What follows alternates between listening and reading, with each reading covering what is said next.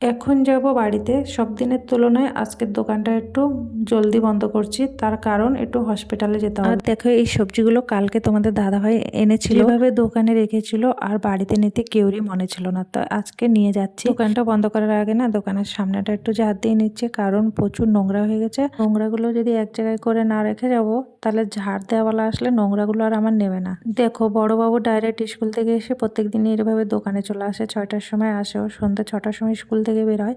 আর ছোটবাবু তো 3:30টার সময়। এখন যাব ডাইরেক্ট আমরা হসপিটালে, তারপর যাব বাড়িতে। দেখো হসপিটালে চলে এসেছি।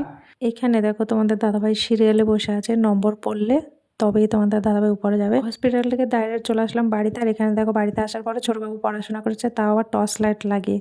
ওর রিয়াকশনটা দেখো, আমার ক্যামেরাটা যখন অন করেছে ওর রিয়াকশনটা দেখো। ও লিখবে বলছে, ওর একটু হোমওয়ার্ক ছিল, তো বসে ওর হোমওয়ার্কটাও কমপ্লিট করে দিলাম আমার কোলে বসে। এইদিকে অনেকটা রাত হয়ে গেছে। তোমাদের দাদাভাইকে বললাম কুমড়ো একটু কেটে দাও, কুমড়ো ভাজি করবো। তো তোমাদের দাদাভাই এখানে কুমড়ো কাটছে। আমি তার ভিতরে বাবুর হোমওয়ার্ক কমপ্লিট করে ড্রেস চেঞ্জ করে চলে আসলাম রান্না।